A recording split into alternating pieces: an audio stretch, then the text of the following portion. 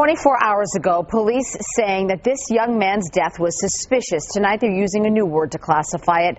They're calling this a homicide. Bob Ward, live at Reading Police Headquarters with the latest. What do you have, Bob? Maria, this investigation is moving forward. It appears people are being questioned. Here at Reading Police Headquarters, we've seen a number of people who appear to be in their 20s being brought into the police station. But still, there is no arrest. There's no word of any possible suspects. And news that this shooting death is now being ruled a homicide, that has a lot of people here in town very concerned. People move here because they feel it's safe. They feel they can raise a family here. And you hear about this stuff, and it really makes you wonder what's going on in the world. The quiet world of Reading turned upside down with news from the DA's office that Monday's shooting death of 22-year-old Joseph Ronan was not an accident or a suicide, it was murder. Joseph Ronan was shot to death in his family's home on Lawrence Road shortly after 1 o'clock Monday afternoon. A neighbor, hearing multiple gunshots, called police, and by the time police arrived, Ronan was already dead. The medical examiner finding that Ronan was the victim of multiple gunshot wounds. In a statement, the Ronan family said Joe touched the lives of all those around him, and he will be deeply missed by our family and all those who knew him. Joseph Ronan worked here, Cafe Capri, where he delivered pizza. The owner told me that he considered Joe his favorite employee.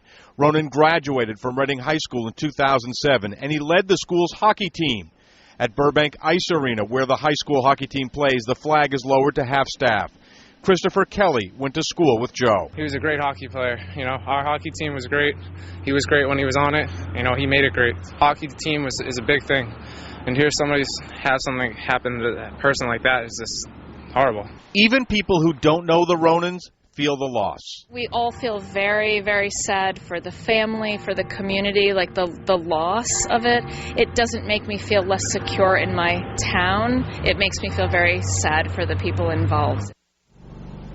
So tonight here in Reading, people are coming to terms with the fact that the shooting death is a homicide. It's very unsettling for an awful lot of people. Maria? So that's the ruling, Bob, but still really no word on any suspects. What's your take on that? That's interesting. I know you said before it's early in the investigation, but if they're not even talking about suspects, what does that mean?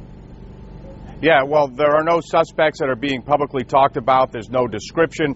Early on, there was word that police were looking for a black SUV, and the thought was that was heard on a police scanner, and many of us in the press thought that that was the suspect they were looking for, but authorities have backed away from that, saying it was really a description. They're looking for someone to talk to about the investigation.